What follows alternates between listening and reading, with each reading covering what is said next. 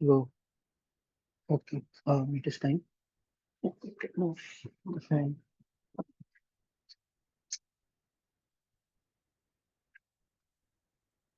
Alright, so आज हम वो एक फेसबुक का क्लोन सा बनाना शुरू करेंगे। और हम स्टार्ट करेंगे ऑथेंटिकेशन से, लॉगिन साइन अप बनाएंगे आज हम। इस दौरान हम कुछ इंटरेस्टिंग चीजें सीखेंगे जो आपको शायद पहले से नहीं आती होंगी, वेब सिक्योरिटी वगैरह के हवाले से। ठीक है। So let's first bootstrap two new projects. So what I will do is के जो पहला है, जो हमारा बैकएंड है, मैं पहले जाता हूँ अपने उसमें।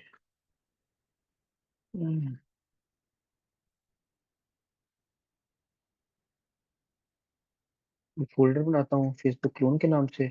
इसमें हम अब दो फोल्डर्स बनाएंगे, एक बैक एंड और एक फ्रंट एंड। मैं एक बैक एंड का फोल्डर बनाता हूँ।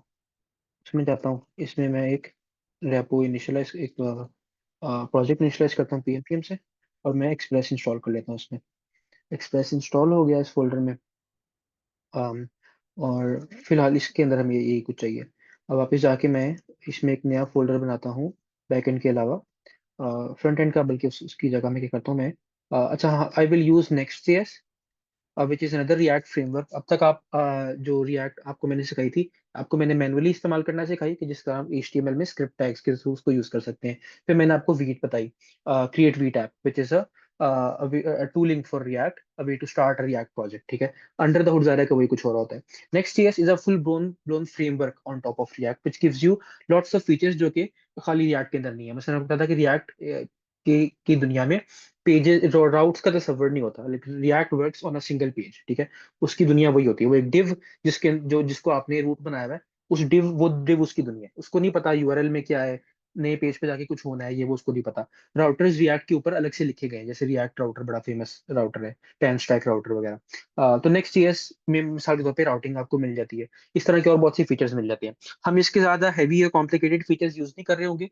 We will just be using it as a way to start a React project, क्योंकि रिएक्ट की अगर आप डॉक्स पढ़ते हैं अ, तो वो भी आपको यही रिकमेंड करती हैं, रिएक्ट लर्न इंस्टॉलेशन। तो वो आपसे कहते हैं creating react app, you can create react app using recommended framework. उसमें वो क्या कहते हैं, फुल स्टैक फ्रेमवर्क्स के अंदर आप नेक्स्ट यूज कर सकते हैं। ठीक है। ये भी एक है, रिएक्ट राउटर भी यूज कर सकते हैं, बट नेक्स्ट यूज कर लेते हैं। पहला ऑप्शन यही है। बट नेक्स्ट के जो कुछ कॉम्प्लिकेटेड फीचर्स हैं, जैसे सर्वर कॉम्पोनेंट्स वगैरह, वो मैं इसमें यूज नहीं करूंगा। ठीक है। क्योंकि अगेन वो इस कोर्स के कॉन्टेक्स्ट, इस कोर्स के स्कोप से बाहर की चीज है। सो मैं नया नेक्स्ट ऐप बनाता हूँ। इंस्टॉलेशन में जाते हैं। हम यहाँ पे मैं PNPX के थ्रू बना लूंगा। PNPX create next app latest. ये मुझसे कुछ सवाल पूछेगा। ऐप का नाम मैं रखता हूँ for example front end. TypeScript use करनी है, आपके केस में हम नहीं करते टाइपस्क्रिप्ट यूज, क्या आपने सीखी नहीं है। ईस्टलेंट यूज करना है कर लो। टेलविंड यस हम यूज कर लेंगे। आपको मैं चलते थे टेलविंड भी थोड़ी बहुत सिखा दूंगा। SRC की डायरेक्टरी यूज करनी है, ऐप राउटर यूज करना है, कर लेते हैं। Turbo yes, no. ठीक है। My preferred way of writing CSS is Tailwind. वो मैं आपको दिखा दूंगा कि वो क्या होती है, वेरी सिंपल।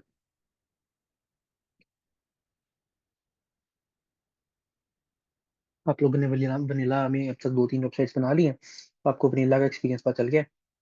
फिर आपको अब टेलविंड का उसको ही पता चल जाएगा। टेलविंड का मैं ये दोनों प्रोजेक्ट्स खोल लेता हूँ अपने पास अलग अलग फोल्डर्स के अंदर। मैं टीचिंग में जाता हूँ, मेरी सिक्स फेसबुक क्लोन। एक मैं बैकएंड खोल लेता हूँ इस विंडो में, ये आ गई। Open a new window. इसके अंदर मैं फ्रंट एंड खोल लेता हूँ, teaching Facebook clone front end. ठीक है। और इनको मैं ऐसे साथ साथ खोल लेता हूँ साइड बाय साइड हो।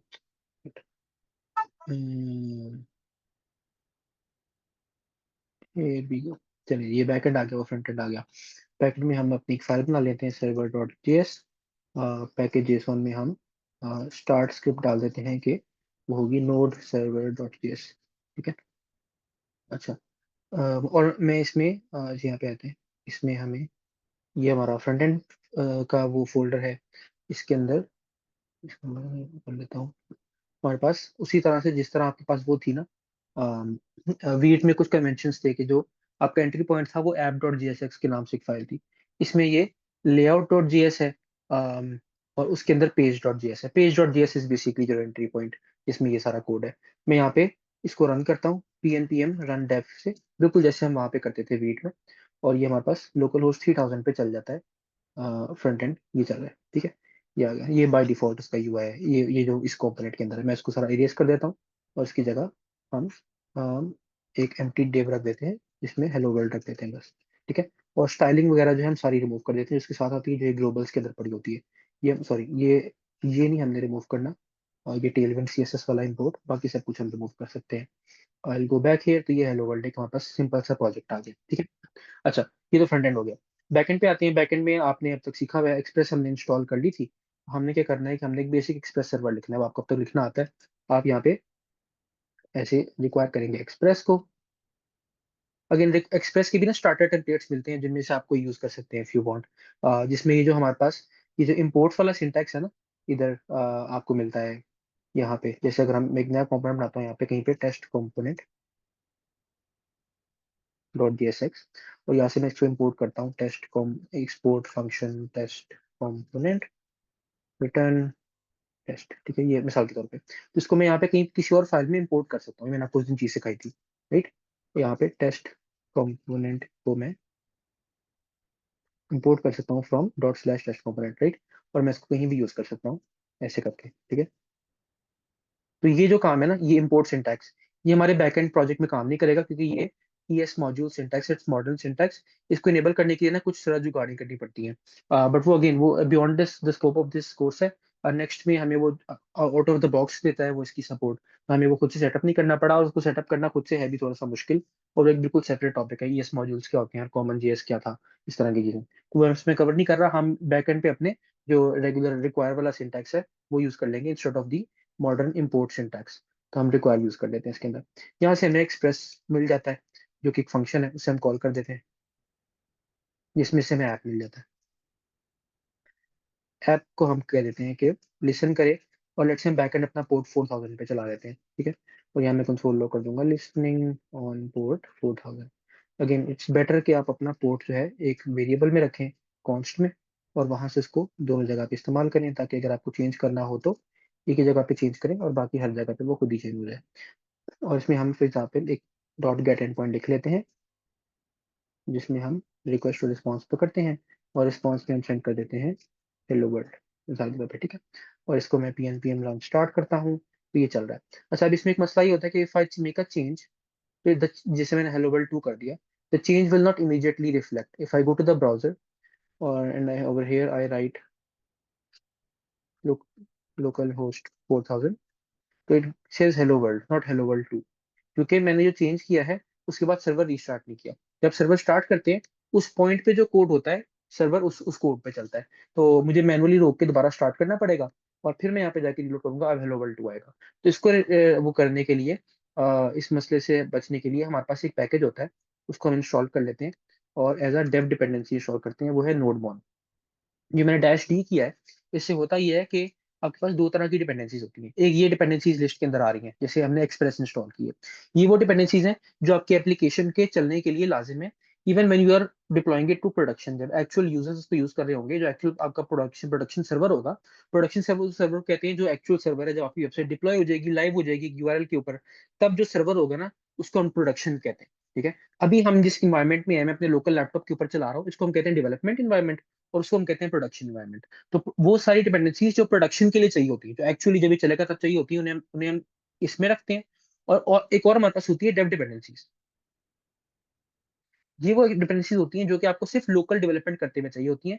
जब एक्चुअल वेबसाइट डिप्लॉय हो जाएगी तब इसका कोई काम नहीं है। ये डिपेंडेंसीज होती हैं आपको लोकली एक अच्छा डेवलपमेंट एक्सपीरियंस देने के लिए।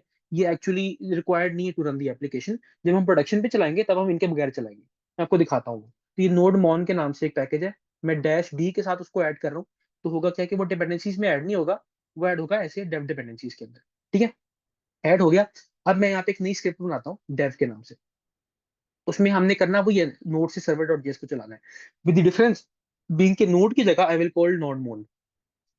node mon stands for node monitor, and what it simply does is कि now if I run npm pnpm run dev, मैं ये dev script चलाता हूँ, तो obviously node mon server रेस चल जाएगा।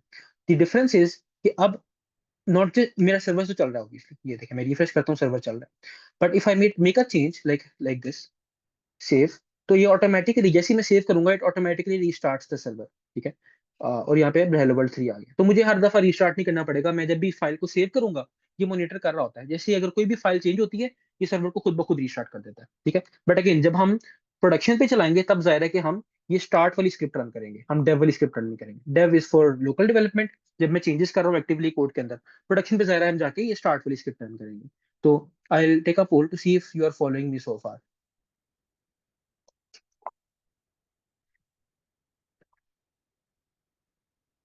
बिल्कुल ठीक है, गुड।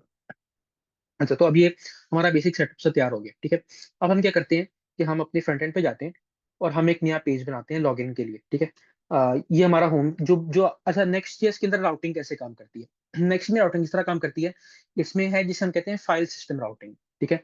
तो यहाँ पे ऐप का फोल्डर है, ये हमारा कह लें कि मेन फोल्डर है। इस फोल्डर के अंदर अगर आप एक पेज डॉट जेएस के नाम से फाइल बनाते हैं, पेज डॉट जेएस या पेज डॉट जेएसएक्स के नाम से फाइल बनाते हैं, तो ये फाइल यहाँ से इस फाइल में से आप जो कंपोनेंट एक्सपोर्ट करेंगे, डिफॉल्ट एक्सपोर्ट करेंगे।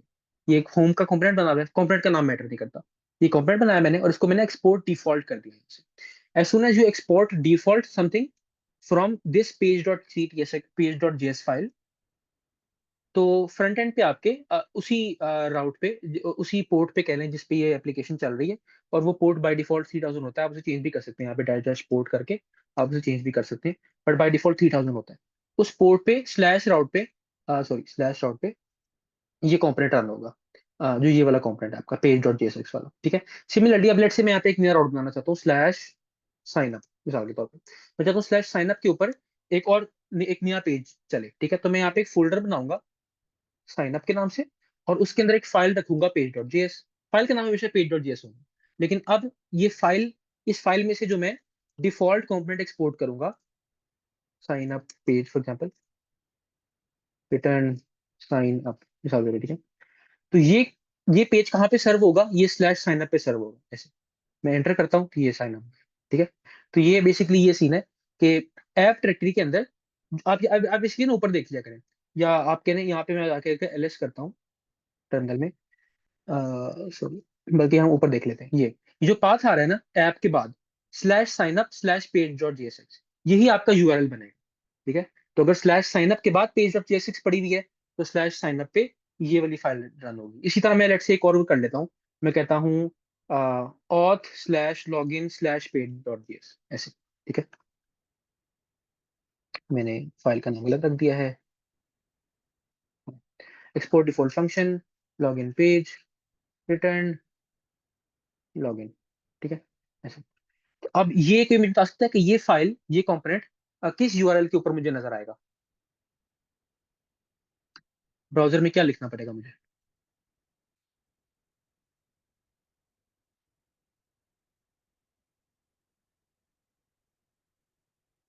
फिर आप इसके आगे ऑथर और स्लैश लॉगिन स्लैश डालेंगे। हाँ, ऑथ स्लैश लॉगिन, आखिरी स्लैश इतना मैटर नहीं करता, हाँ आप लिख भी सकते हैं, ठीक है। तो स्लैश ऑथ वाले फोल्डर में, स्लैश लॉगिन वाले फोल्डर में जो पेज डॉट जेएस फाइल पड़ी है वो रेंडर हो जाएगी। बेसिकली आपने बस ये देखना है, यहाँ पे जो भी ये लिखे हुए हैं पाथ नेम में स्लैश स्लैश के साथ, ये आप समझे कि फोल्डर्स है, तो यहाँ पे उस फोल्डर में जाना है और वहाँ जो पेज डॉट जेएस फाइल पड़ी है वो रेंडर हो जाएगी आपके पास, ठीक है।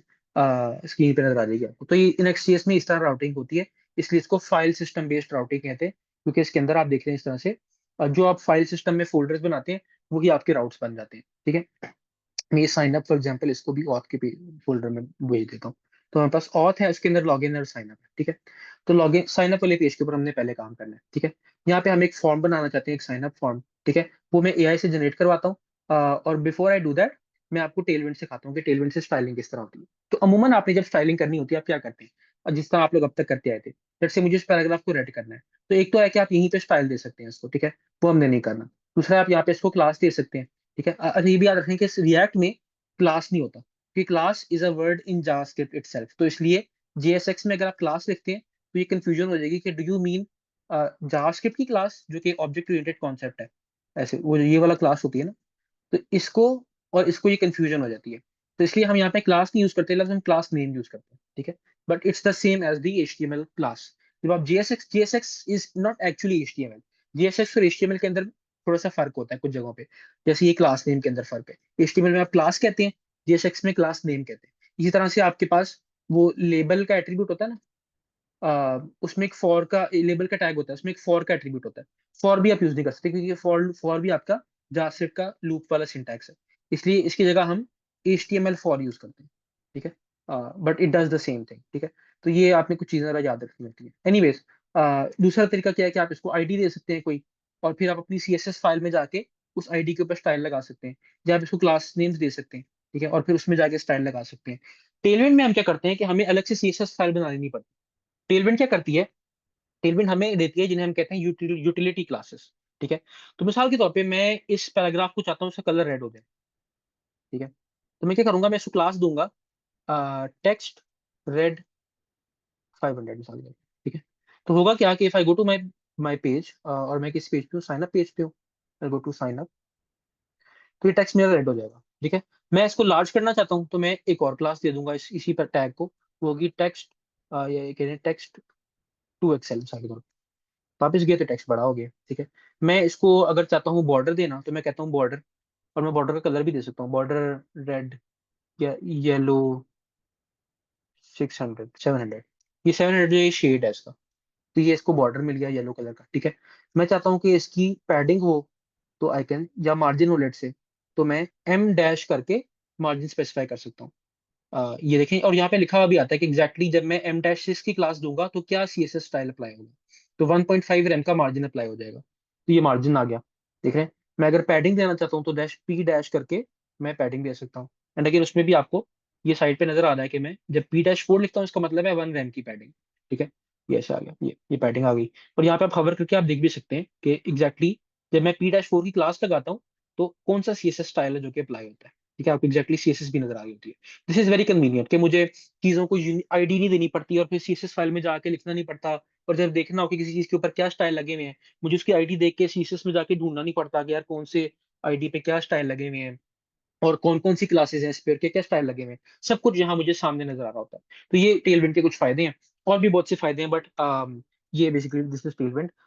And this is very simple. अगर आपको CSS आती है तो दिस इज जस्ट कह लें कि cherry on top, nothing new, it's just के आपको एक एक स्टाइल के लिए जो आपने CSS में करने थे आपको इंडिविजुअल क्लासेस मिली हुई है। और भी कुछ भी है, जैसे आपके पास अगर आपने इसका डिस्प्ले प्रॉपर्टी को नन करना है, हाइड करना है इसको, तो उसके लिए हिडन की क्लास है जो डिस्प्ले रन कर देती है। ठीक है, तो ये गायब हो जाएगा यहाँ से।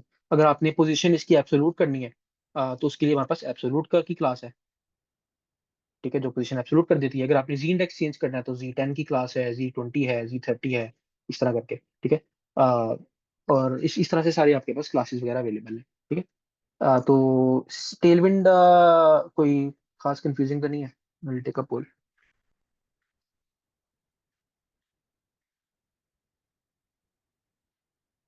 Could be fairly simple, yes. अच्छा, तो अब ये हो गया। अब मैं इसकी जगह यहाँ पे एक साइन अप पेज जनरेट करवाता हूँ AI से to save time. Generate basic sign up UI with input field for login, or input field for full name, email address, password, and confirm password. Use tailwind CSS. Oh, there you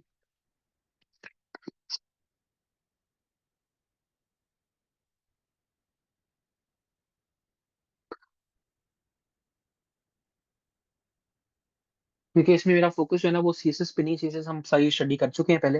इसमें मेरा focus है styling के ऊपर। ठीक है, so I will accept this file, और हम इसको थोड़ा सा स्टडी कर लेते हैं कि इसने किया क्या यहाँ पे। तो इसने एक फॉर्म बनाया है। अगेन ये HTML सारी आप जानते हैं, डिव्स हैं, हेडिंग है।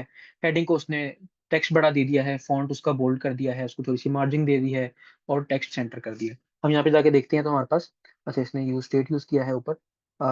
तो उसके लिए अच्छा हमें एक चीज आपने ना याद रखनी है नेक्स्ट में, फॉर नाउ, कि आपने हर फाइल के ऊपर ये लिखना है। ठीक है, ये क्यों लिखना है that is out of scope, but आपने बस ये करना है कि हर फाइल के ऊपर बिला वजह आपने चुप करके ये लिख देना है, यूज क्लाइंट। ठीक है, दिस इज बेसिकली, इसका मकसद ये है कि हम सर्वर कंपोनेंट्स यूज नहीं करें, क्लाइंट कंपोनेंट यूज करें। बट सर्वर कंपोनेंट्स पढ़ाने में मुझे बहुत टाइम लग जाएगा, कई दिन लग जाएंगे, और वो एक एडवांस लेवल चीज है, अक्सर लोगों को नहीं आती होती। तो इस कोर्स के अंदर मैं वो कवर नहीं कर रहा। बट आपने बेसिकली हर फाइल के शुरू में ये जरूर लिखना है। तो ये हमारा साइन अप का UI आ गया। ठीक है, full name, email, password, confirm password. ठीक है, तो ये यहाँ पे हमारे पास एक हेडिंग है साइन अप की, फॉर्म है, फॉर्म के अंदर ये एक लेबल है, उसमें देखिए उसने HTML फॉर लिखा हुआ है, लेबल है फुल नेम, उसके नीचे इनपुट फील्ड है, इनपुट टाइप टेक्स्ट, उसकी आईडी है, नेम है, वगैरह वगैरह, ठीक है। और उसने जो वैल्यू है वो क्या किया हुआ है, उसने ऐसे उसने एक स्टेट यूज स्टेट वेरिएबल बनाया है जिसमें फॉर्म की सारी वैल्यूज पड़ी हुई है। तो यूज स्टेट के अंदर पड़ा हुआ है एक ऑब्जेक्ट, ठीक है, इसमें ये सारी प्रॉपर्टीज है, फुल नेम, ईमेल वगैरह, जो कि शुरू में एम्प्टी होती है। तो आपको मैंने बताया था ना कि आपने जब भी इनपुट फील्ड बनानी है तो आपने उसकी वैल्यू को बाइंड करना है रिएक्ट की स्टेट के साथ। हमने ये पहले 2-3 लेक्चर्स में ये चीज की है, राइट। तो उसने यहाँ पे ये किया हुआ है कि इसकी वैल्यू को फॉर्म डॉट फुल नेम के साथ बाइंड किया हुआ है, ठीक है। और जब ये ऑन चेंज होता है तो हैंडल चेंज में हम क्या करते हैं कि जो इवेंट है उसको एक तो हम प्रिवेंट डिफॉल्ट करते हैं, ठीक है। और ये भी हमने चीज पढ़ी हुई है पहले। और फिर हम क्या करते हैं कि हम we need to update the state, अभी ये स्टेट को अपडेट नहीं करा बट हमें सेट फॉर्म करना पड़ेगा, और हम करंट पकड़ेंगे और इसमें से सिर्फ वो वाली प्रॉपर्टी अपडेट कर देंगे जो कि हमें अपडेट करनी है। ये थोड़ा सा कॉम्प्लिकेटेड है करने में, हम इंडिविजुअल वेरिएबल्स बना लेते हैं। लेट्स कॉल दिस, मैं इसको कहता हूँ, ये खुद ही कर देगा हमें ये काम। Instead of one state variable that's an object, create four different objects and bind them to the inputs with on change।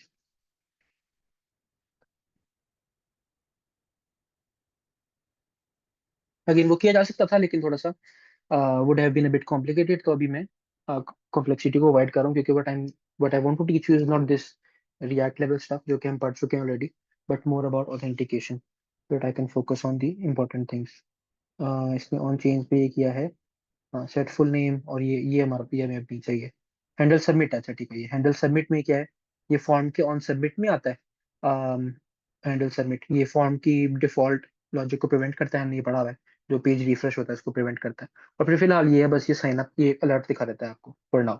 हम यहाँ पे बाद में जा रहे हैं कि बैकएंड को एक रिक्वेस्ट भेजेंगे यूजर को रजिस्टर करने के लिए, but for now this is fine, ठीक है। यहाँ पे भी देखें, इसने ये एक रिक्वायर्ड की फील्ड दी हुई है, जो कि आप देते हैं अगर एट्रीब्यूट, तो ये फील्ड रिक्वायर्ड हो जाती है, इसके इसके बगैर, इसको फिल किए बगैर फॉर्म सबमिट नहीं होगा। HTML will automatically ensure this, ठीक है। पासवर्ड है और सेट पासवर्ड है, ठीक है।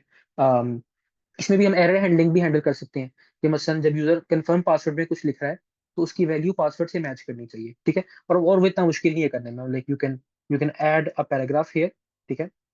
इसको मैं टेक्स्ट रेड 500 दे देता हूँ, ठीक है। फॉन्ट स्ट्रॉन्ग या फॉन्ट बोल्ड दे देता हूँ, ठीक है। और यहाँ पे हम लिखेंगे, देखेंगे कि if password is not equal to confirm password, ये हमारे पास वेरिएबल्स में पड़े हुए है ना वैल्यू, इसकी वैल्यू और इसकी वैल्यू दोनों की हमारे पास इन वेरिएबल्स में पड़ी हुई है, इसलिए वी कैन डू दिस, हमने बाइंडिंग की हुई है। अगर ये इक्वल नहीं है तो हम यहाँ पे लिख देंगे, बल्कि मैं इसको यहाँ से उठा लेता हूँ, लेट मी, ये पैराग्राफ में लेट से लिखा हुआ है, password and confirm confirmation don't match, ठीक है। ये पैराग्राफ हम सिर्फ तब रेंडर करेंगे अगर ये कंडीशन ट्रू है, if this condition is true then we will render this paragraph, ठीक है। यहाँ पे मैंने किया क्या है, आई सेड अगर ये कंडीशन ट्रू है तो आगे मैंने एंड लगाया, ठीक है। तो एंड ऑपरेटर से होता ये है कि if this condition is true only then will the next condition also be the part on the right of the end operator, that's when it will run, otherwise it will not run, ठीक है। if this is false तो and operator से पहले ही हम रुक जाएंगे और हम आगे वाला कोड कभी रन ही नहीं करेंगे, क्योंकि अगर ये ट्रू होगी कंडीशन, यानी पासवर्ड नहीं मैच कर रहे, फिर ये कंडीशन रन हो जाएगी और ये पैराग्राफ शो हो जाएगा। मैं आपको यहाँ पे दिखा देता हूँ, अभी तो कुछ नहीं हो रहा, लेकिन अगर यहाँ पे मैं ऐसे लिखता हूँ तो चूंकि ये मैच नहीं कर रहे दोनों, तो यहाँ पे लिखा रहा है password and confirmation dot match, ठीक है। तो अगर मैं जैसे ही मैच करेंगे तो वो गायब हो जाएगा वहां से, ठीक है। तो इस तरह की आप वेरिडेशन वगैरह भी कर सकते हैं, और आप ये भी कर सकते हैं कि आप फॉर्म की सबमिशन को रोक सकते हैं, कि आप यहाँ पे इफ कंडीशन लगा लेंगे कि if password is not equal to confirm password, तो फॉर्म को हम सबमिट नहीं करेंगे, अदरवाइज हम फॉर्म को सबमिट कर देंगे। ये फॉर्म की सबमिशन यहाँ पे होगी, और यहाँ पे जो है हम एक अलर्ट दिखा देंगे, password and confirm password don't match. या हम अपना साइन अप बटन जो है इसको डिसेबल भी कर सकते हैं, इन दिस केस हम यहाँ पे कह सकते हैं disabled, when is it disabled, when password is not equal to confirm password, ठीक है। ये भी कर सकते हैं, ये बल्कि थोड़ा सा बेहतर काम है। इन दैट केस हमें मैं अगर यहाँ पे दिखाऊँ आपके आगे कि, और डिसेबल पे हम देखिए स्टाइलिंग भी चेंज कर सकते हैं इसकी, हम कह सकते हैं यहाँ पे कि इफ इट इज डिस, अब ये भी टेलविंड का एक फीचर है, मैं चाहता हूँ कि एक स्पेसिफिक स्टाइलिंग है जो तब अप्लाई हो जब ये बटन डिसेबल्ड हो, ठीक है। तो मैं क्या करूंगा, मैं लिखूंगा यहाँ पे डिसेबल्ड कॉलन और फिर जो भी स्टाइलिंग मुझे लगानी है, मैं कहूंगा बीजी ग्रे 400, ठीक है। तो ये नहीं, वैसे इसका बैकग्राउंड बटन का ब्लू होता है, लेकिन जब ये बटन डिसेबल्ड है तब इसका बैकग्राउंड 400 ग्रे हो जाएगा।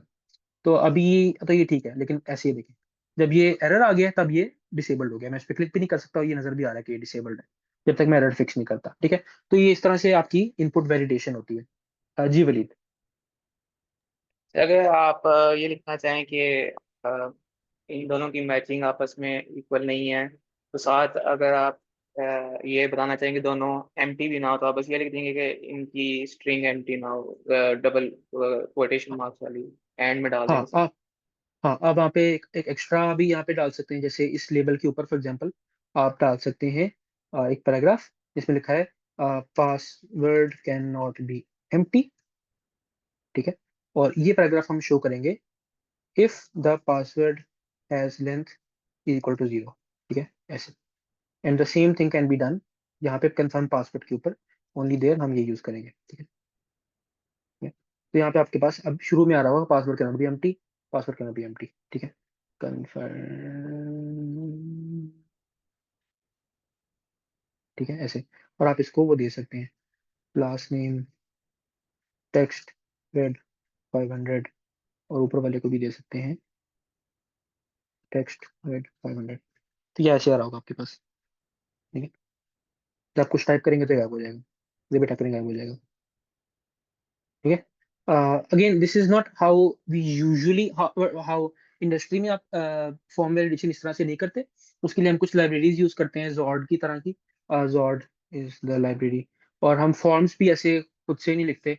हमारे पास रिएक्ट के पैकेजेस हैं, React hook form is the most popular one, जिससे हम फॉर्म्स लिखते हैं। But again those are advanced level things, आप आपको चीजें मैनुअली करनी आनी चाहिए, ताकि फिर आप जब इन लाइब्रेरीज के ऊपर जाएं तो आपको पता हो कि एंटर द हुड ये क्या कर रही है, ताकि when they fail and eventually ऐसा होगा कभी आपको मसले नजर आएंगे इनके अंदर, तो यू कैन नो कि एग्जैक्टली क्या मसला हो रहा हो सकता है, and then you can fix those problems. तो शुरू में आपको ये सारी चीजें मैनुअल करनी चाहिए, इसीलिए मैंने आपको शुरू में आपसे 3 4 वेबसाइट वनीला में बनाई है, रिएक्ट में नहीं बनवाई, ताकि आपको चीजें पता हो। सो या एनीवेज, ये हमारा सारा पेज बन गया। ये जो ये दो एरर्स थे मैं इनको रिमूव कर रहा हूँ क्योंकि ये मुझे कर रहे हैं तंग। ये भी और ये भी, ठीक है। अच्छा, तो अब बेसिकली व्हाट वी वांट इसके, ये अब साइन अप पे यूजर क्लिक करें तो ये जो डाटा है सारा ये जमा सेंड हो जाए बैकएंड को एक पोस्ट रिक्वेस्ट के अंदर। यहाँ पे हम बेसिकली वो कर रहे होंगे। तो मैं अब बैकएंड पे जाके एक एंड पॉइंट लिखता हूँ उसके लिए, ठीक है। So what I will do is कि I will write log in sign up app dot post, एक पोस्ट एंड पॉइंट होगा स्लैश साइन अप या slash auth slash sign up कर लें, ठीक है। और इसमें रिक्वेस्ट रिस्पॉन्स होगा, जो मेरा फ्रंट एंड है वो मुझे जेसॉन रिक्वेस्ट बॉडी के अंदर भेजेगा, जो सारे क्रेडेंशियल्स यूजर ने टाइप किए हैं, ठीक है। तो इसके लिए मुझे चूंकि जेसॉन को पार्स करना है, आपको याद होगा मुझे ऐप डॉट यूज करके एक्सप्रेस डॉट जेसॉन ये करना पड़ेगा। उसके बाद मेरे पास रिक्वेस्ट की बॉडी में आ जाएगा, मेरे पास ये सारी चीजें आ जाएंगी जो उसके ये रिक्वेस्ट और body will be an object. उसके अंदर मेरे पास पड़ा होगा यूजर का फुल नेम, उसका ईमेल, उसका पासवर्ड और उसका कंफर्म पासवर्ड, ये चीजें पड़ी होंगी, ठीक है। यहाँ से जो आई है, ठीक है। तो मैं अब यहाँ और यहाँ पे फिलहाल हम इसको लेट्स से कंसोल लॉग कर रहे हैं यार।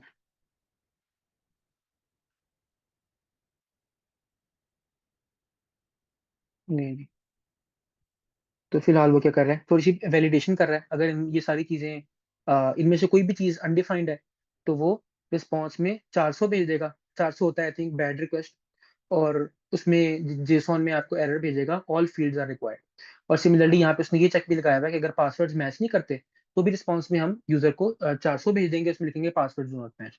बाकी अदरवाइज हम बस एक 201 रिस्पॉन्स भेज देते हैं, यूजर एडेड सक्सेसफुली, ठीक है। तो ये उसने एक बेसिक सा मुझे डमी सा लिख दिया। अभी हम यूजर कहीं सेव नहीं कर रहे, अभी इम्प्लीमेंट नहीं हुआ, उसने डमी सा लिख दिया मुझे यहाँ पे, ठीक है। Again I don't have to restart the server, nodemon काम कर रही है, ठीक है।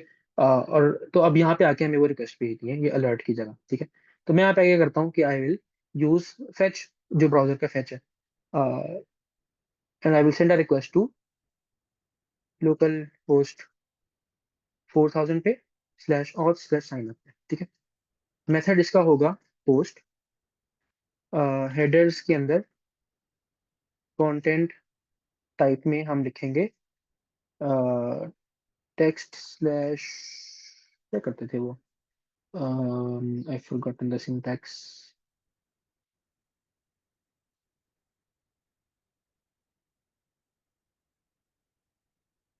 ठीक है, हाँ एप्लीकेशन जेसॉन होती है, यस। और बॉडी में हम जेसॉन भेजेंगे, इसमें हम full name, email, password and confirm password भेज रहे होंगे, ठीक है। अगेन यहाँ पे you may find this syntax a bit alien, even तो आपको जावास्क्रिप्ट ऑब्जेक्ट लिखने तो आपको आते हैं, लेकिन आपने ऐसे देखा होगा, ये की और वैल्यू होती है ना ऑब्जेक्ट के अंदर, ऐसे।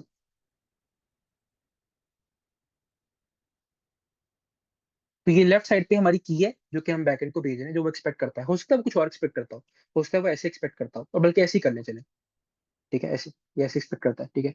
लेकिन हमारे केस में हमें पता है, बैकएंड वालों ने बताया हुआ है कि यार मैं यही एक्सपेक्ट करता हूँ, यही नाम है जो कि मैं एक्सपेक्ट कर रहा हूँ बॉडी के अंदर, ठीक है। हम यही भेजेंगे।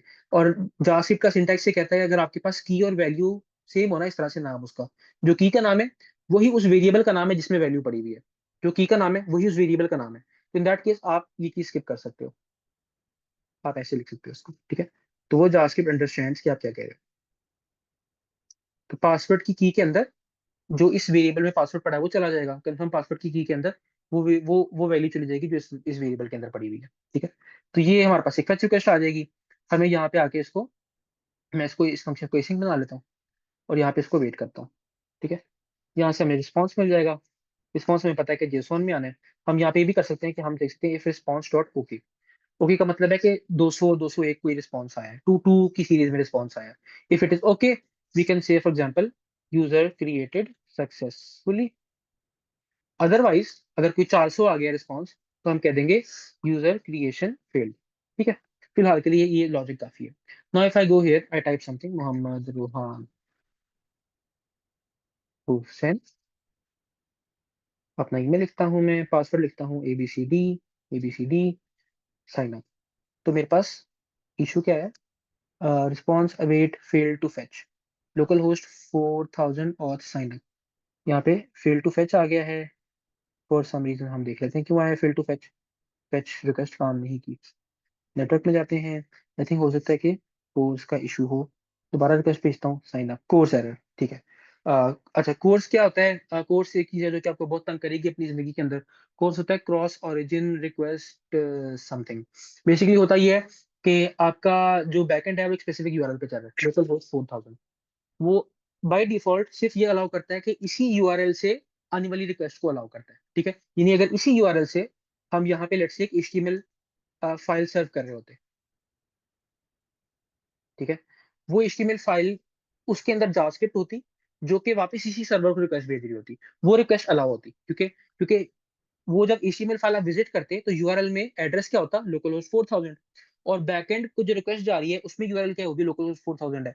तो लोकल होस्ट 4000 पे पड़े हुए एक फ्रंट एंड से लोकल होस्ट 4000 को जाती हुई रिक्वेस्ट वो बैकएंड अलाउ कर देता है बाय डिफॉल्ट। इसकी सिक्योरिटी फीचर है, ठीक है। वो जूम करता है बाय डिफॉल्ट कि फ्रंट एंड बैकएंड एक ही यूआरएल के ऊपर चल रहे होंगे, ठीक है। लेकिन अक्सर ऐसा नहीं होता, अक्सर उनके यूआरएल डिफरेंट होते हैं, ठीक है। तो इन दैट केस हमें एक्सप्लिसिटली इस चीज को अलाउ करना पड़ता है।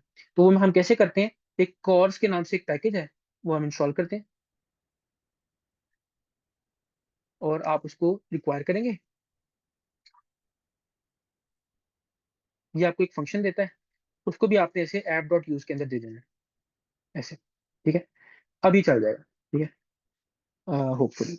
If I go back here, यहाँ पे, and if I send the request again, तो यूजर क्रिएटेड सक्सेसफुली आ गया मेरे पास, ठीक है। क्योंकि यहाँ पे अगर मैं ये देखता हूँ, साइन अप की रिक्वेस्ट गई थी, ये पोस्ट रिक्वेस्ट, इसके पेलोड में हमने ऐसे ही अपने सारे कनेक्शन भेजे थे।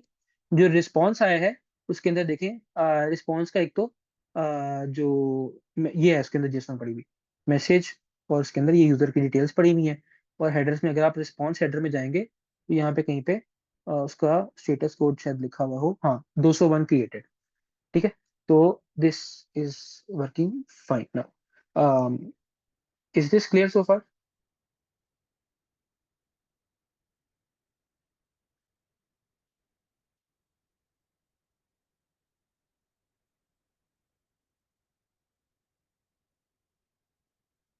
पोल लॉन्चिंग में जूम में कोई एरर आ गया है।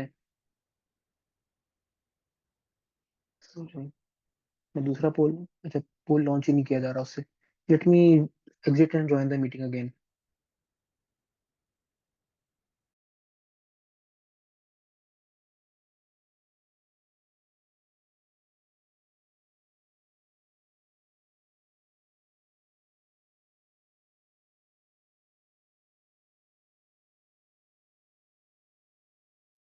ओके, सी अगर अब पोल्स काम कर रहे हैं।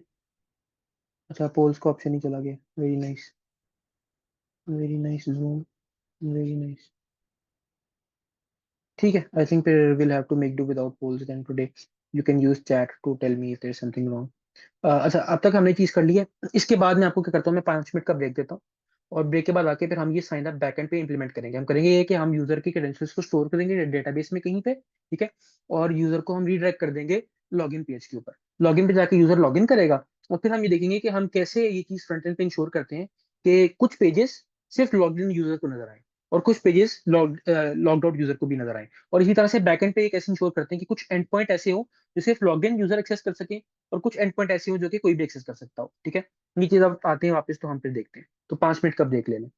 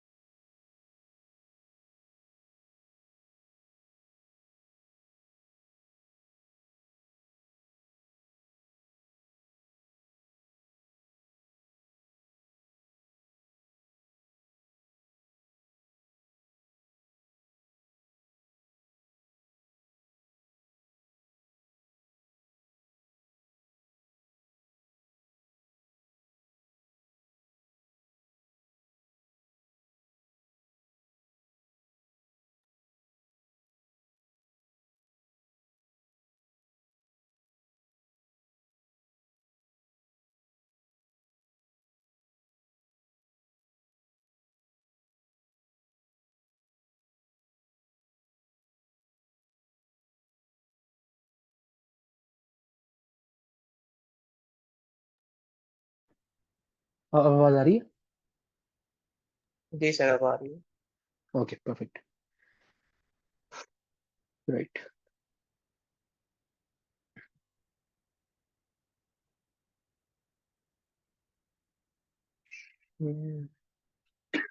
Okay okay. अच्छा, तो हम यहाँ पे आके ना अपना इम्प्लीमेंट करना शुरू करते हैं। नहीं जी, पहला काम ये है कि हमें एक डेटाबेस चाहिए जिसमें हम ये यूजर के क्रेडेंशियल सेव कर रहे हो, ठीक है। तो मैं अपनी वो पोस्टग्रेस चलाता हूँ जो लोकली मेरे पास पड़ी हुई है। पोस्टग्रेस सर्वर अपना चलाता हूँ। मैंने डॉकर के थ्रू किया हुआ है, आप जैसे मर्जी चला सकते हैं।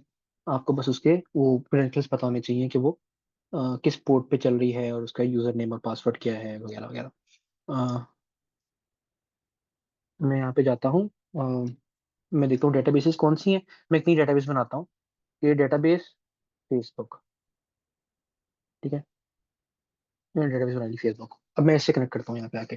अच्छा, अब यहाँ पे इसे कहता हूँ कि using the PG library connect to postgres database on local host 5432, username postgres, password my secret password, and db name is facebook।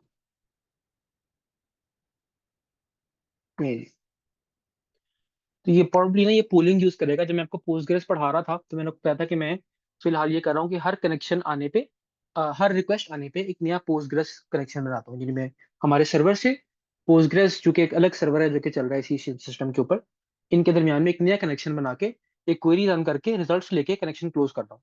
ये मैं हर रिक्वेस्ट के ऊपर कर रहा हूँ, which makes the request slow. Usually हम ऐसे नहीं करते, तो यूजुअली आई थिंक हाँ ये पूल ही बना रहा है। मैं आपको दिखाता हूँ कि ये क्या कर रहा है। तो ये देखें, इसने पीजी लाइब्रेरी पकड़ी। पीजी इसने आई थिंक इंस्टॉल नहीं किया, हम इंस्टॉल कर देते हैं P N P M add PG. ठीक है, अब ये सर्वर रिस्टार्ट हुआ है, चल रहा है। तो पीजी में से हमने पूल पकड़ा। पूल एक क्लास है।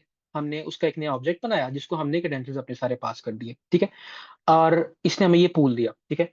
और show me how to use pool in post slash auth slash.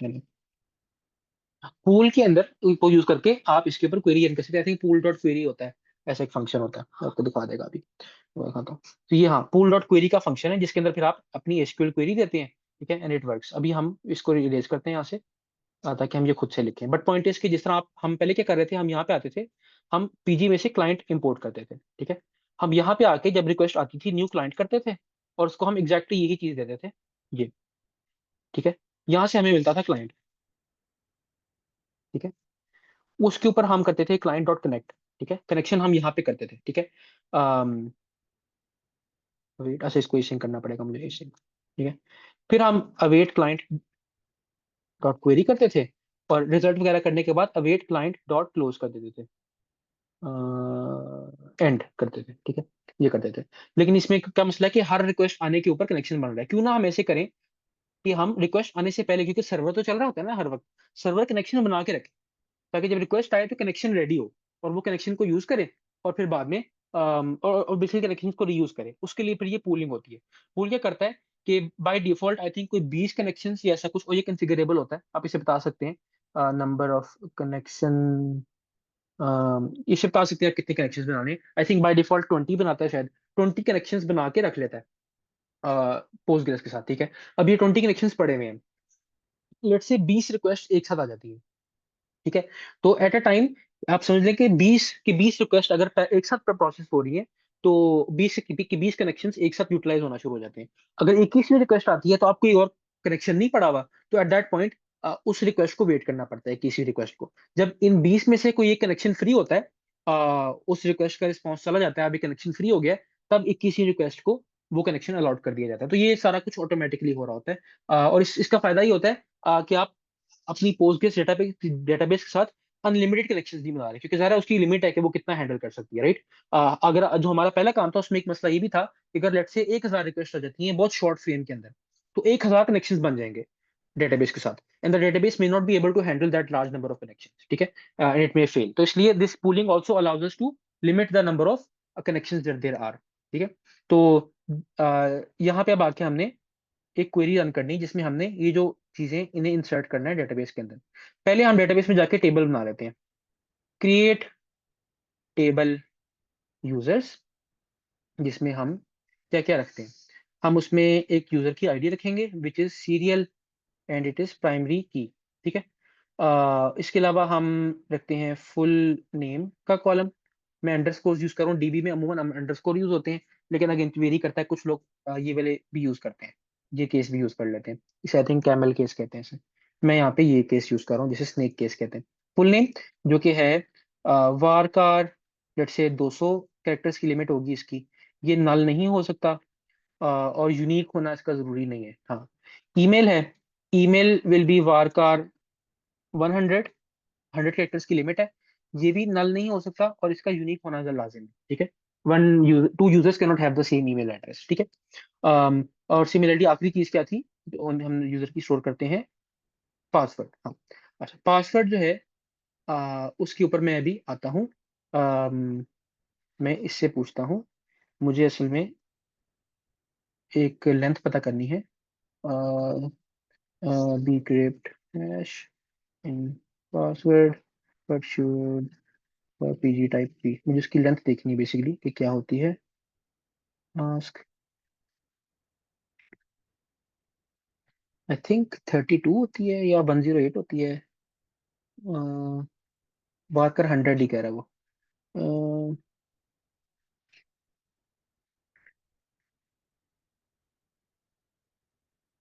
ठीक है, वर्कर 100 ही कह रहा है, और ये भी नॉट नल होगा। ठीक है। कंफर्म पासवर्ड हम सेव नहीं करते, वो बस यूजर की मेमोरी के लिए फ्रंट एंड पे कॉन्स्ट्रक्ट होता है, ताकि यूजर को याद रहे कि उसने क्या पासवर्ड लिखा है, क्योंकि वो विजिबल नहीं होता इसलिए हम करते हैं। बैक एंड पे स्टोर नहीं होता कंफर्म पासवर्ड। ठीक है, कि हमने टेबल बना लिया, टेबल बन गया। ठीक है। अब यहाँ पे आ जाए, यहाँ पे हमने करना क्या है कि हमने एक क्वेरी रन करनी है, तो हम कहेंगे कि पूल डॉट क्वेरी। ठीक है, और इसको हम वेट करेंगे। ठीक है। तो अगर एक कनेक्शन पूल में से कोई कनेक्शन अवेलेबल होगा तो यहाँ पे क्वेरी रन हो जाएगी, अदरवाइज ये जो अवेट है ये बैठा रहेगा जब तक कि कनेक्शन अवेलेबल नहीं होता। यहाँ पे हम इंसर्ट अपनी रन करते हैं।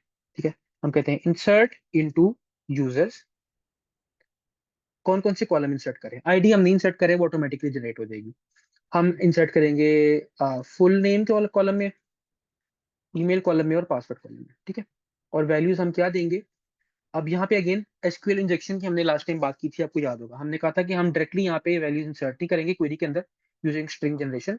हम यहाँ पे $1, $2, $3 लिखेंगे, और यहाँ पे एंड पे आके हम ऐसे वैल्यूज देंगे अरे के अंदर। ठीक है, $1 में क्या, इस जगह पे क्या वैल्यू आनी चाहिए, इस जगह पे आना चाहिए फुल नेम जो हमारे पास इस वेरिएबल में पड़ा हुआ है, ये आ गया।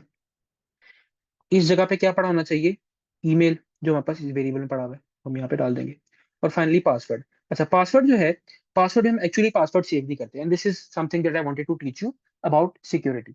Never ever ever ever will you save an actual password in your database. ठीक है, no website ever stores your passwords in their database, क्योंकि उससे होता मसला क्या है कि if the database gets hacked then the hacker has all of your passwords. So what the website actually does is it stores a hash of your password.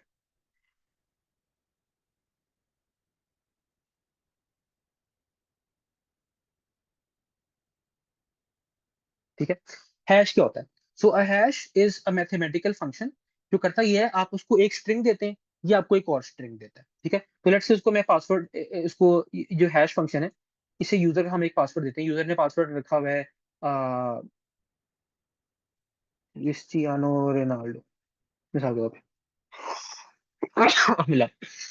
The hash function will return a very long string of jumbled up characters like this. ठीक है, और usually of a fixed length. ठीक है, and there are some characteristics of this hash function that are interesting. This string that it returns is not random. Every time you give it the same input, it will give you the same output. The fun part is that if I gave you this output, sorry, ये जो 4b करके लिखा हुआ है जिसे हम hash string कहते हैं, अगर मैं आपको ये दे देता हूँ और मैं आपसे पूछता हूँ कि मुझे बताएं कि ओरिजिनल स्ट्रिंग क्या रही होगी जिसके बदले में हमें ये हैश मिला है, तो आप वो नहीं कैलकुलेट कर सकते। It is mathematically infeasible. It is possible but it takes a very very very long time. एक एक आम कंप्यूटर को आई थिंक कई दिन लग जाते हैं या कई हफ्ते लगते हैं एक हैश को वापस कन्वर्ट करने में इनटू इट्स ओरिजिनल स्ट्रिंग, और वो भी हिट एंड ट्रायल से करता है वो।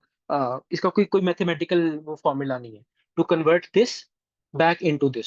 You can convert a string into its hash, but you cannot convert the hash back to its string. How is this possible? वो एक मैथमेटिकल चीज है, आप यूट्यूब पे जाके आपको वीडियो मिल जाएगी कि हैश फंक्शंस किस तरह काफी सारे होते हैं, वो कि किस तरह से काम करते हैं। ये जरा मैथमेटिकल कॉन्सेप्ट है, बट पॉइंट इज कि हम ये चीज डेटाबेस में स्टोर करेंगे, हम एक्चुअल पासवर्ड स्टोर ही नहीं करेंगे। जिससे होगा क्या कि when if the database gets hack, जो हैकर है उसके पास एक्चुअल पासवर्ड तो आई नहीं है। तो इसका मतलब है कि वो अब वो ये चीज जाके अगर लॉगिन फॉर्म में लिखेगा तो लॉगिन तो नहीं होगा, क्योंकि ये चीज तो ये पासवर्ड है ही नहीं। ठीक है, then and then you may think कि अगर हम यूजर का पासवर्ड स्टोर ही नहीं कर रहे तो हम चेक कैसे करेंगे कि यूजर का पासवर्ड ठीक है कि नहीं जब यूजर लॉगिन करने आएगा। तो पॉइंट ये है कि यूजर जब लॉगिन करने आएगा, से यूजर लॉगिन करते हुए लिखता है ये चीज, ठीक है, हम उसका हैश निकालेंगे। ठीक है, वो हैश कुछ इस तरह का आ जाएगा। हम इसको कंपेयर करेंगे हमारे स्टोर्ड हैश के साथ। अगर ये डिफरेंट है, इसका मतलब यूजर का पासवर्ड डिफरेंट, गलत है, हम उसको लॉगिन फेल कर देंगे। तो हम पासवर्ड कंपेयर नहीं करते, हम हैश कंपेयर करते हैं। ठीक है, और अगर यूजर करेक्ट स्ट्रिंग लिखेगा तो करेक्ट हैश जनरेट होगा यहाँ पे। हम इनको कंपेयर करेंगे, ये इक्वल होंगे, हम यूजर को लॉगिन कर देंगे। This way we can check if the password is correct without actually knowing the password. And this is why if you ever go to Facebook और समवेयर और आप फॉरगॉट पासवर्ड पे click करते हैं तो आपको पासवर्ड बता नहीं देते। ठीक है, इवन इफ अगर आप ईमेल वेरिफिकेशन कर लें और उन्हें कंफर्म हो जाए कि ये आप ही हैं, फिर भी आपको आपका पासवर्ड नहीं बताते, क्योंकि उनको खुद नहीं पता होता आपका पासवर्ड क्या है। ठीक है, उनके पास बस हैश पड़ा होता है, तो आपसे वो कहते हैं नया पासवर्ड सेट कर। आप नया पासवर्ड करते हैं, वो उसका हैश बना के डीबी में सेव कर लेते हैं। पुराना पासवर्ड किसी को भी पता नहीं होता। ठीक है, तो ये बेसिकली चीज है, ये आपको समझ में आई ये चीज मैंने जो भी बताई है। आई don't have the polling capability now for some reason because of Zoom, but I hope you understand. If yes, then you can just thumbs up. Okay, I have one thumbs up. I'll just assume okay, everybody else is okay with this. Cool. तो हम basically हम ये अच्छा ये hash निकालना है, इसके लिए हम एक लाइब्रेरी यूज करेंगे। और मैं इसको यहाँ पे कहता हूँ, इसको यहाँ पे use bcrypt to generate the password hash, no need to use salting for now. ठीक है, सॉल्टिंग एक और चीज है जो कि हम यूज करते हैं to make the hash extra safe, but for now हम सॉल्टिंग नहीं यूज करेंगे, just to keep things simple at this point. ठीक है, तो ये इसने ये हैश निकाला है, password hash, bcrypt library use की है जिसको हम यहाँ पे ऊपर रिक्वायर करेंगे, उसको इंस्टॉल भी करना पड़ेगा ऑब्वियसली। ये bcrypt लाइब्रेरी है, मैं इसको इंस्टॉल कर लेता हूँ यहाँ पे जाके pnpm add bcrypt। ठीक है, तो ये ऐड हो गई है। यहाँ पे bcrypt डॉट हैश हमने कॉल किया, हैश सिंक, और इसका एक हैश एसिंक भी होता है आई थिंक, या खाली हैश फंक्शन जो एसिंक होता है। इस पे होवर करें तो ये आपको आई थिंक कहेगा कि हाँ ये it returns a promise with a string. इसको आपको वेट करना पड़ेगा, तो आप ऐसे एसिंक भी यूज कर सकते हैं इफ यू वांट, क्योंकि हैशिंग टेक्स सम टाइम, तो you can use async as well, that is more performant. ये हैश आ गया, हैश हमने यहाँ पे ये $3 की जगह सेट कर दिया। ठीक है, यहाँ पे पासवर्ड हैश। तो अब ये यूजर की ये जो क्वेरी हमारी ये बन गई। ठीक है, हम यहाँ पे चेक कर सकते हैं इफ दिस क्वेरी वो सक्सेसफुल, यहाँ पे रिजल्ट मिलेगा हमें। हम कह सकते हैं if result dot, I think उसमें क्या होता है, ओके होता है या क्या होता है, ओके, नहीं मुझे की डॉक्स का नहीं पता, तो I need to check if query was successful. हाँ, एक्सेप्ट। अच्छा, row count if it is not equal to 1। तो अगर ये सक्सेसफुल होती है तो आपके पास एक रो आती है। अगर रो काउंट एक नहीं है, 1 नहीं है, तो इसका मतलब है कि इट हैज फेल्ड।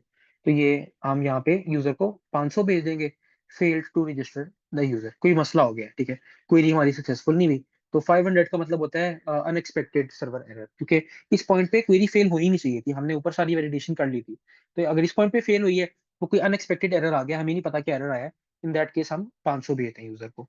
अदरवाइज हम यहाँ पे आके ये कर देंगे, ये चीज रन कर देंगे जिसमें यूजर को 201 चला जाएगा। ठीक है, तो I will go back to the login form and I will log in. तो मैं यहाँ पे अगर पासवर्ड रखता हूँ माई सीक्रेट पासवर्ड, ऐसे password and confirmation don't match. अच्छा, हाँ अब मैच कर रहे हैं। दोबारा लिखता हूँ my secret password, my secret password, matching now.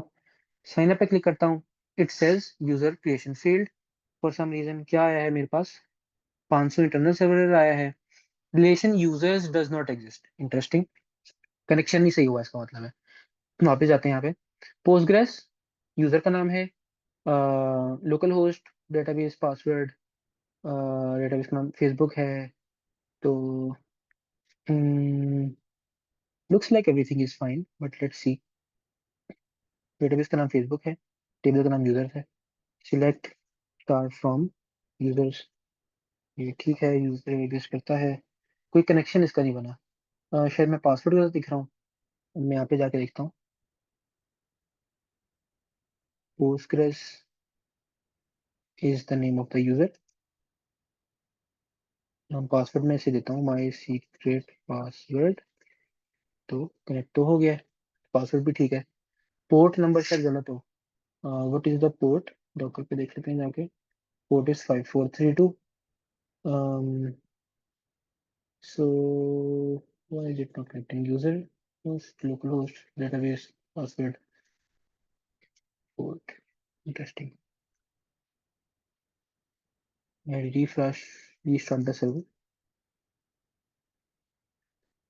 yeah, and send the request again. It says user creation failed.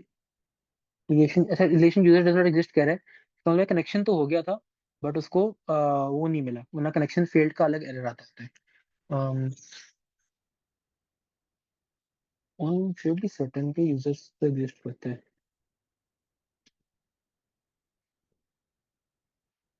Late me see what AI says to this, the database Facebook exists, the table users also exists, check if the connection is failing। मुझे नहीं पता कि इसका user table exist,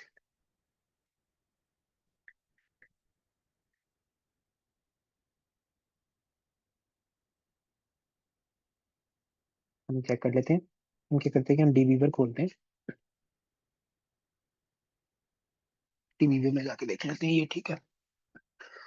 यहाँ पे मैं इसको edit connection करता हूँ और मैं इसमें जाके कनेक्ट करूंगा, लोकल होस्ट 5432, डेटाबेस का नाम है फेसबुक, और ये मेरा वो है, यूजर पोस्टग्रेस है, ये है, ओके किया, यस, ये कनेक्ट किया।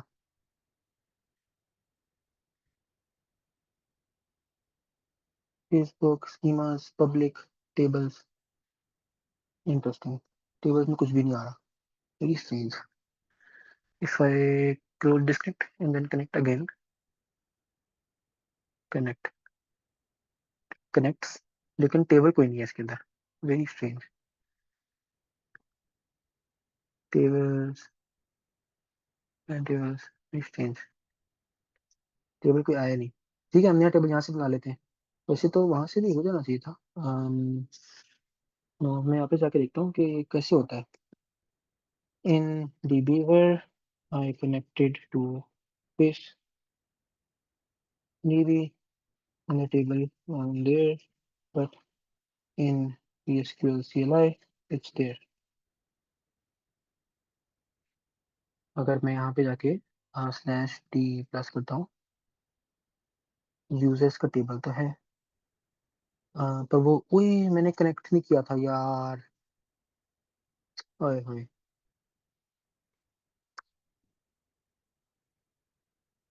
मैंने फेसबुक डेटाबेस से कनेक्ट नहीं किया था और मैंने पहले टेबल बना दिया था, तो वो टेबल डेटाबेस के बाहर बन गया था, right, sorry, I will create the table again. अब ये टेबल एग्जिस्ट करता है फेसबुक डेटाबेस के अंदर, पहले नहीं करता था, ठीक है, दिस वाज माय मिस्टेक।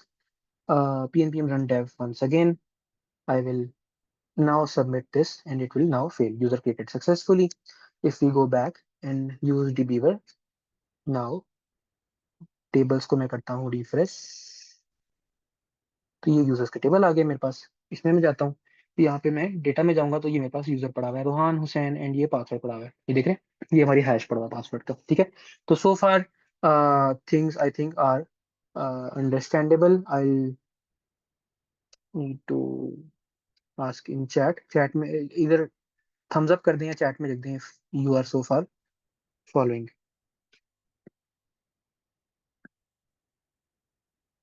ठीक है, कूल, परफेक्ट। अच्छा, तो हमारा साइन अप जो है वो सक्सेसफुल हो गया, अब यूजर बन गया। तो एट दिस पॉइंट हमने यहाँ पे फ्रंट एंड पे क्या करना है आके, हम कहते हैं कि अगर रिस्पॉन्स हमने वेट किया, रिस्पॉन्स ओके था, तो हम अलर्ट की बजाय हम क्या करते हैं, यूजर को लॉगिन पेज पे रिडायरेक्ट कर देते हैं। तो उसके लिए नेक्स्ट जेएस का हमें एक फंक्शन मिलता है रिडायरेक्ट के नाम से, नेक्स्ट नेविगेशन का।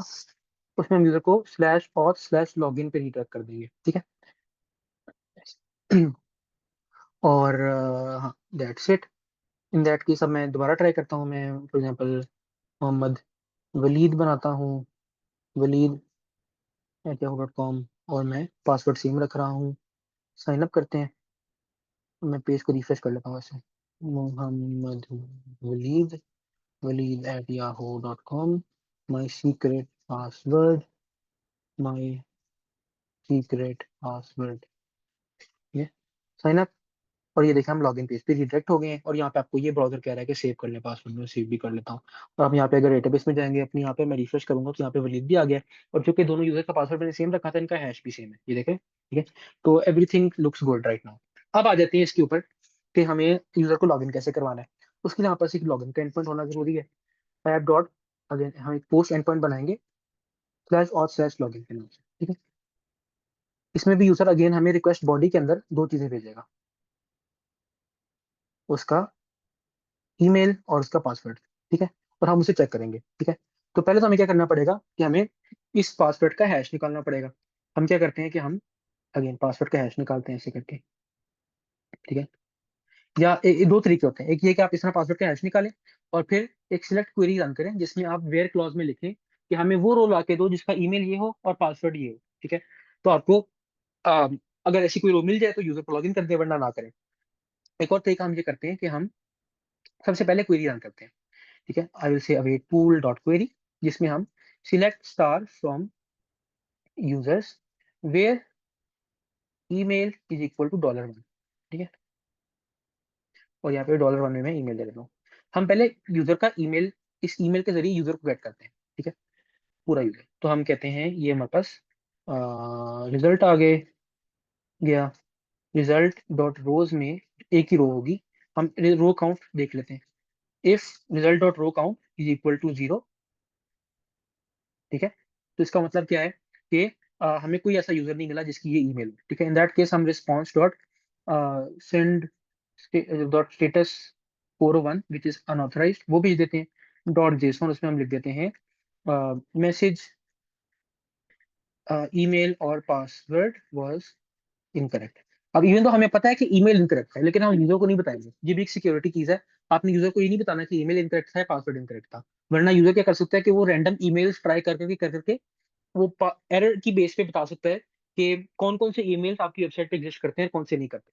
That gives him access to your database sort of. तो आपको इसलिए हमेशा ये जेनेरिक मैसेज भेजना चाहिए, चाहे ईमेल करा दो चाहे पासवर्ड करा दो, मैसेज आपने एग्जैक्टली ये वाला इसको भेजना है, सेम बाय सेम, ठीक है, कोई फर्क नहीं होना चाहिए उसके अंदर। तो या हम ये कर देंगे। अम, और हम इसको, मैं ये नहीं करता बल्कि अदरवाइज हम, अच्छा तो यहाँ पे मैं रिटर्न कर दूँ ताकि हम अगली लाइन ऑफ कोड पे नहीं जाएंगे अगर हम यहाँ पे आ गए हैं तो, ठीक है। अच्छा, अब यहाँ पे अगर आ गए हम इस लाइन लाइन नंबर 55 पे, इसका मतलब है कि एक रो एग्जिस्ट करती है, ठीक है। हम क्या करेंगे कि हम उस रो, पहली रो, उस एक ही रो आएगी ऑब्वियसली, एक ईमेल की रो होती है, हमने यूनिक इंडेक्स लगाया हुआ है, एक ही रो होगी। आ, उसका हम डॉट पासवर्ड पकड़ लेते हैं उसकी प्रॉपर्टी, ठीक है। कॉन्स्ट डीबी पासवर्ड कर लिया इसमें, ठीक है। और हम क्या करेंगे, यूजर के पासवर्ड का हैश निकाल, कॉन्स्ट यूजर पासवर्ड हैश, और हम ऐसे ही निकालेंगे जैसे हमने यहाँ पे किया था। बल्कि आई थिंक उसमें वो एक bcrypt का कंपेयर फंक्शन होता है, use bcrypt compare to compare DB password hash, ये डीबी पासवर्ड हैश होना चाहिए, with user password hash. bcrypt का कंपेयर फंक्शन होता है, हाँ बिल्कुल ठीक है। ये इस मैच वो कैसे कंपेयर कर रहा है, bcrypt dot compare function call कर रहा है, उसको पासवर्ड दे रहा है जो यूजर ने इनपुट किया है, जो कि स्ट्रिंग पासवर्ड है, वो हैश नहीं है, पासवर्ड है। और दूसरे में उसको हम हैश देते हैं, या आप इसका सिग्नेचर भी पढ़ेंगे, ये बताएगा आपको कि डेटा में आपने डेटा देना टू बी इंक्रिप्टेड, और जो अगला इंक्रिप्टेड है उसके अंदर इंक्रिप्टेड, ऑलरेडी इंक्रिप्टेड पासवर्ड जो है वो आपने देना है, ठीक है। तो इसको अवेट करेंगे आप, तो आपको इस मैच मिल जाएगा। इस मैच में आपने देखना है कि अगर मैच नहीं है, इसका मतलब है कि अगेन आपने same to same error message यहाँ पे रिटर्न कर देना है, और यहाँ से आपने रिटर्न कर लेना है। अदरवाइज यहाँ पे आ जाए, इसका मतलब है लॉगिन सक्सेसफुल हो गया आपका, ठीक है। इसका मतलब है मैच था। तो ये बेसिकली आपका लॉगिन एंड पॉइंट हो गया। तो हम अच्छा, अब लॉगिन कैसे रखते हैं, यूजर को एक्सेस कंट्रोल कैसे होता है, वो बाद में देखते हैं, बट अभी फिलहाल सिर्फ लॉगिन चला के देख लेते हैं, ठीक है। तो लॉगिन पेज के अंदर जाके मैं कहता हूँ right login page here following similar UI to sign up page, और यहाँ मैं इसको साइन अप पेज दे देता हूँ, साइन अप पेज। अगेन आपने चूंकि एक शुरू में कुछ हाथ से डेवलपमेंट कर ली है, अब आप थोड़ा बहुत एआई वगैरह यूज कर भी लेते तो फाइन, शुरू में बस आपको हाथ से करनी चाहिए ताकि आपको कुछ पता हो। ऐसा ना हो कि आप बिल्कुल एआई के रहम करम पे हो। बल्कि शायद शायद इंडस्ट्री के कुछ पहले 6 माह साल अगर आप बहुत ज्यादा इस्तेमाल ना करें एआई को तो बेहतर है, क्योंकि हम अब एटलीस्ट इस पॉइंट पे आगे में हैं कि हम एआई की गलतियां पकड़ सकते हैं। अगर आप शुरू से यूज कर रहे होंगे तो आप उसकी गलतियां नहीं पकड़ पाएंगे, और वो बहुत गलतियां करता है। अभी इंडस्ट्री में जो काम है, AI is currently unable to handle it and we mostly वो जो कोड जनरेट करता है डज नॉट वर्क, तो हमें उसको, तो वो उसमें कुछ यूआई हम लिखवा लेते हैं उससे, लेकिन अक्सर उसमें मसले होते हैं जो हमें फिक्स करने पड़ते हैं। अच्छा जी, उसने ये लिख दिया है ईमेल और पासवर्ड, और उसने हैंडल सबमिट का फंक्शन लिखा है जो कि फॉर्म के सबमिट पे कॉल होता है, जिसमें हम एक पोस्ट रिक्वेस्ट भेजते हैं करेक्ट यूआरएल के ऊपर जेसॉन में, जिसमें हम ईमेल और पासवर्ड भेजते हैं। रिस्पॉन्स अगर ओके हो, हम यूजर को स्लैश राउट के ऊपर रिडायरेक्ट कर देते हैं, जो कि विच इज द डैशबोर्ड, ठीक है। अदरवाइज हम एक सेट एरर कर देते हैं जो कि एक स्ट्रिंग वेरिएबल है, और एरर यहाँ पे नीचे डिस्प्ले हो रहा होता है, इधर, इधर अगर एरर में आपको सेट करते हैं तो यहाँ पे डिस्प्ले हो जाता है, ठीक है। और ये सबमिट का बटन है, तो फेयरली स्ट्रेट फॉरवर्ड। बाकी टेलविंड का यूआई वाली क्लासेस है, वो हमारे इतने काम की नहीं है। आप चाहें तो उनको हाइड भी कर सकते हैं, एक एक्सटेंशन होती है टेलविंड फोल्ड, इसको इनेबल करो अगर मैं, तो आप देखें ऐसे टेलविंड की क्लासेस सारी जो है ना वो हाइड हो गई हैं, आपको सिर्फ HTML नजर आ रही है। तो आप ये भी कर सकते हैं if this helps you read. Anyways, तो हमने अब ये लिख दिया है लॉगिन पेज। मैं यहाँ पे आता हूँ लॉगिन पे। अब मैं यहाँ पे लॉगिन करता हूँ अपने वलीद यूजर का फॉर एग्जाम्पल। तो मैं वलीद यूजर से लॉगिन करता हूँ, मैंने ईमेल पासवर्ड सही लिखा है, क्लियर करते हैं इसको फिर। मैं लॉगिन करता हूँ, तो इट सेज कि करेक्टली लॉगिन हो गया। यहाँ पे देखें जो रिस्पॉन्स है इसमें 200 ओके आया, और उसमें ऐसे मैसेज आ गया लॉगिन सक्सेसफुल, ठीक हो गया। और हमें रिडायरेक्ट कर दिया गया इस स्लैश यूआरएल के ऊपर जहाँ पे हम आ गए, और अब यूजर लॉग्ड इन है, ठीक है। लेकिन अब पॉइंट इसके लॉगिन और साइनअप तो काम कर रहे हैं, बट पॉइंट इसके अभी एक्सेस कंट्रोल कोई नहीं है। अगर यूजर लॉगिन ना भी करता, जैसे मैं इनकॉग्निटो टैब में जाता हूँ और ऐसे लोकल यूजर में विजिट करता हूँ, तो मुझे भी नजर आ रहा है ये हेलो वर्ल्ड। मैं चाहता हूँ कि ये सिर्फ लॉग्ड इन यूजर को नजर आए, ठीक है। और अगर एक ऐसा यूजर इस पेज को विजिट करे जो लॉग्ड इन नहीं है, तो उसको हम रीडायरेक्ट कर दें लॉगिन पेज के ऊपर, वो पहले लॉगिन करे फिर यहाँ पे आए, ठीक है। तो ये किस तरह कर सकते हैं, इसके लिए हम क्या करते हैं कि आपका जब बैकएंड है, जब यूजर लॉगिन करता है ना, तो बैकएंड क्या करता है कि कुकी सेट करता है, ठीक है।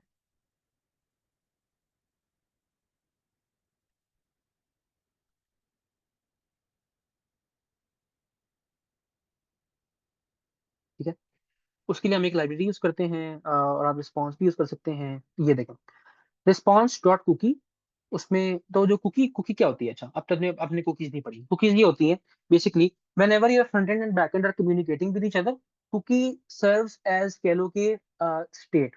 तो HTTP इज वैसे स्टेटलेस इन द सेंस के आप एक रिक्वेस्ट भेजते हैं, सर्वर उसका रिस्पॉन्स भेजता है, और फिर सर्वर सब कुछ भूल जाता है, ठीक है। It's one request one response, of course the server can store things in the database, but still the next time you send a request, the server only knows के रिक्वेस्ट का वो मेथड क्या है और यूआरआई क्या है, और अगर कोई डेटा साथ में आ रहा है वगैरह, दैट्स ऑल, ठीक है। वो ये नहीं ये देखता कि अच्छा अभी इस फ्रंट एंड से मुझे रिक्वेस्ट आ रही है, अभी 2 मिनट पहले इसी फ्रंट एंड से मुझे एक और रिक्वेस्ट आई थी, उसके कॉन्टेक्स्ट में मुझे इस रिक्वेस्ट को डिफरेंट डील करना चाहिए, ऐसा कभी भी नहीं होता।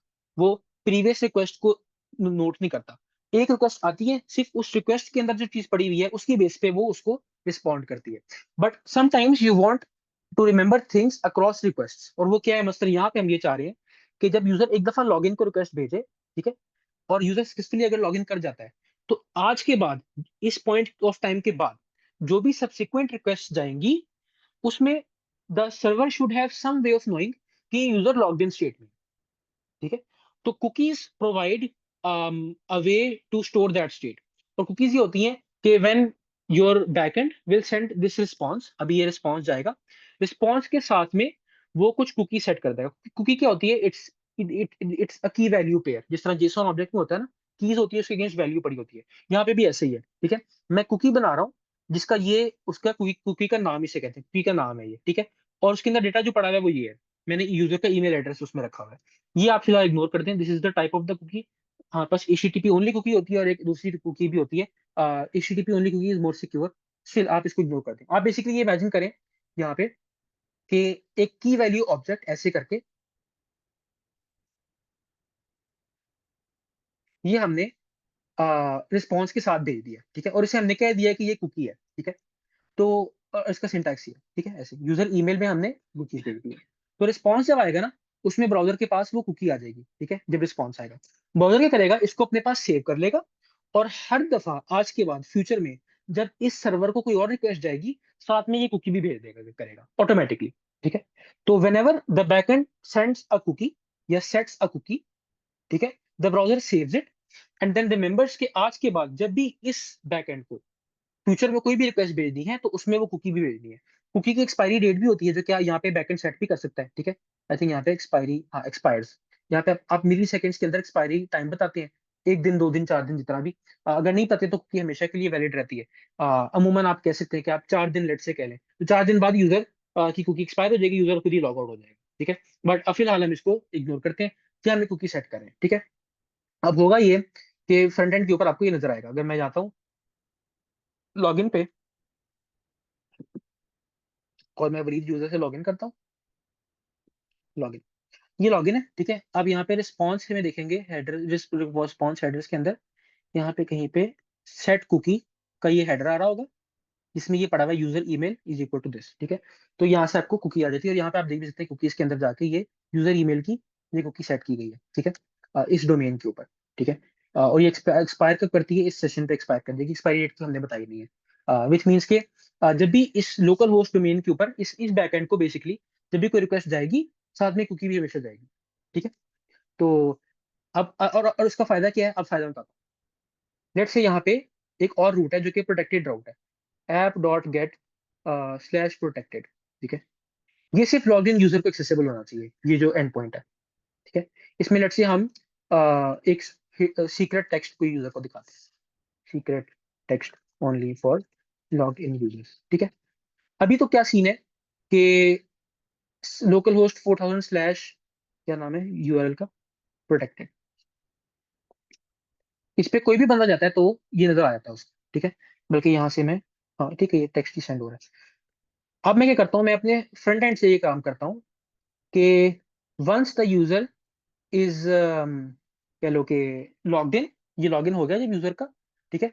उसके बाद अच्छा, मैं बल्कि यहाँ पे आके हमें एक रिस्ट्रिक्शन लगानी पड़ेगी, यहाँ पे रिस्ट्रिक्शन लगाते हैं। हम क्या कहते हैं, हम चेक करते हैं रिक्वेस्ट डॉट कुकी डॉट, मुझे इसका सिंटैक्स भूल गया है, check if user email cookie exists, if not send 401।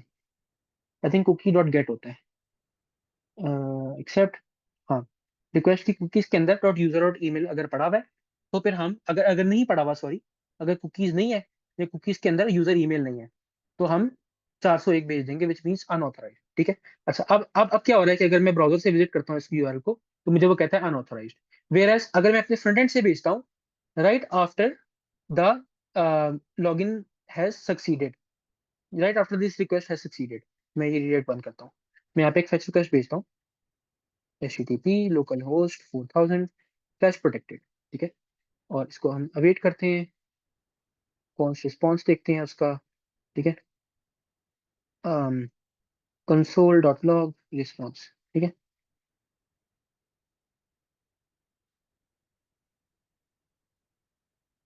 ठीक है।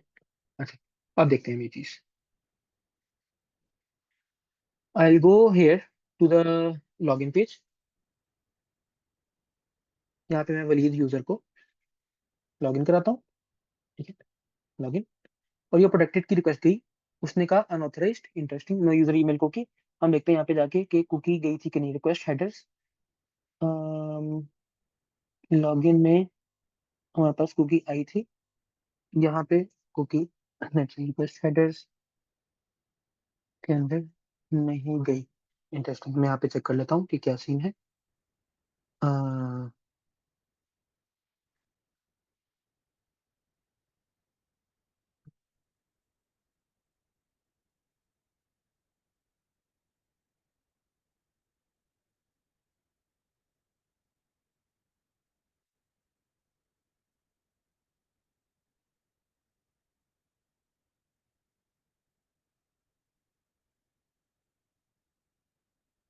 अच्छा, क्रेडेंशियल्स इंक्लूड करना पड़ेगा मुझे, फेच को ये देना पड़ेगा, ठीक है।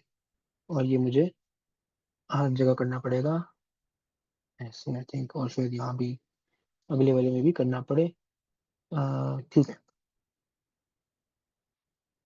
Okay, let's start now. Login करते हैं एंड देन रिलेक्टेड, लॉगिन पे कोर्स एरर आ गया है। ओके, यहाँ पे मैं कोर्स को थोड़ी सी आई थिंक कॉन्फ़िगरेशन देनी पड़ेगी। अलाउ या क्रीडेंशियल्स, हाँ ट्रू, आई थिंक ये देना पड़ता है यहाँ पे फॉर्मेट डॉक्यूमेंट, जिससे कि वो बैकएंड अलाउ करता है ये क्रेडेंशियल्स वाला काम। अब अगर मैं यहाँ पे इस पेज को रिफ्रेश करता हूँ, मैं वरीड लिखता हूँ यहाँ पे और मैं भेजता हूँ लॉगिन रिक्वेस्ट, तो once again it gives me a CORS error. Preview response, CORS के अंदर क्या है, कोर्स एरर। अच्छा, यहाँ पे देख लेते हैं। I'm getting a course error when sending a post।